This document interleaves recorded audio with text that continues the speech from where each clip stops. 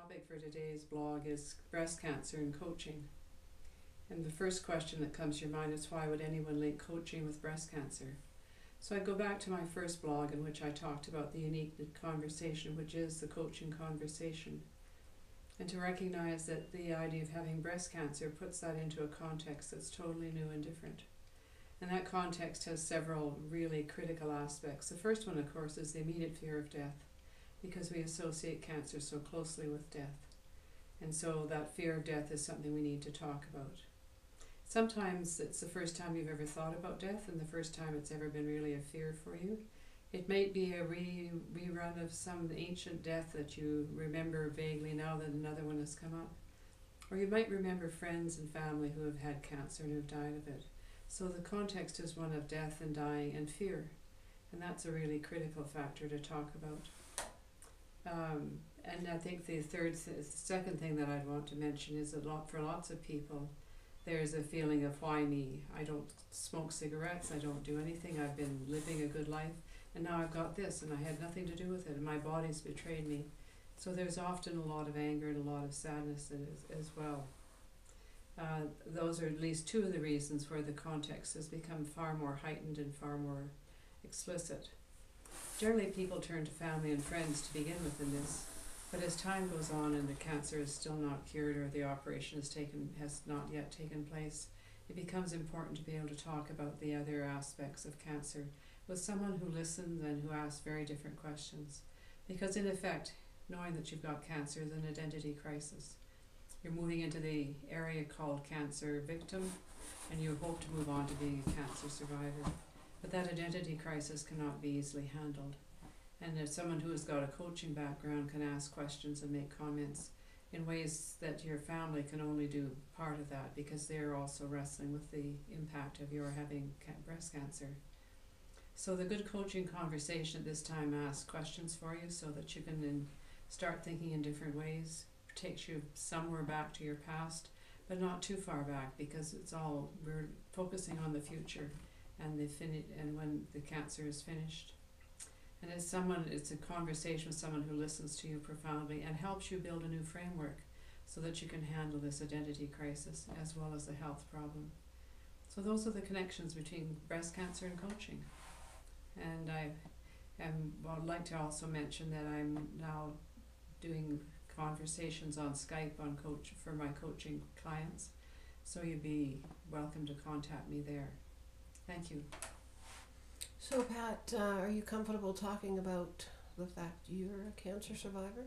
Yes, I am, as a matter of fact. A lot of my comments are based directly on my own reactions. When I first heard I had breast cancer, I thought, I can't believe this. I've done nothing that would cause me to be sick in this manner. I don't smoke, I never have smoked.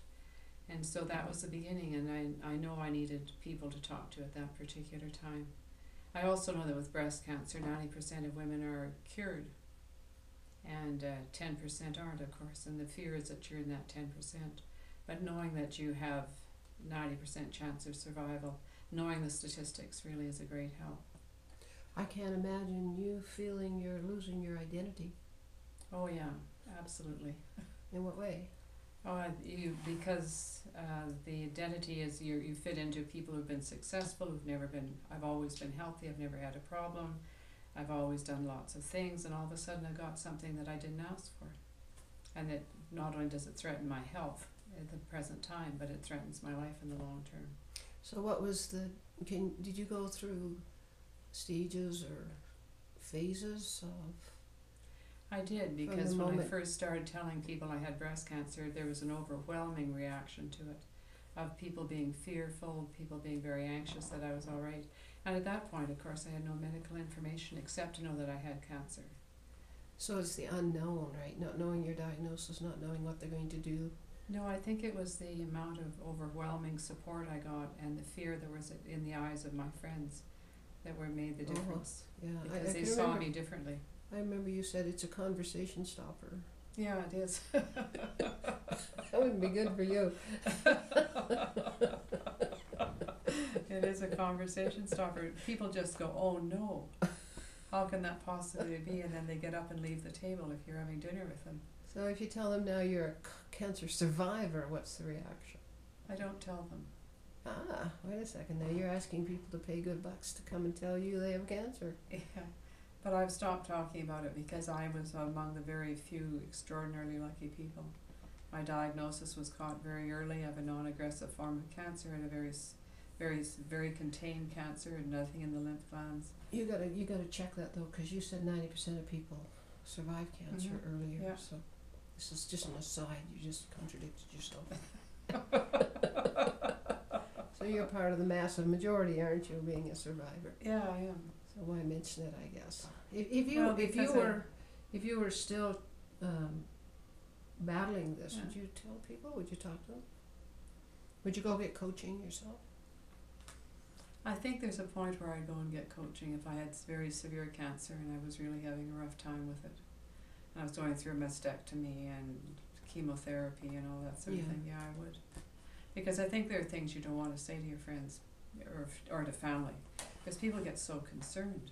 You know? So it's the anonymity of someone who's trained to see these problems and the basically confidentiality.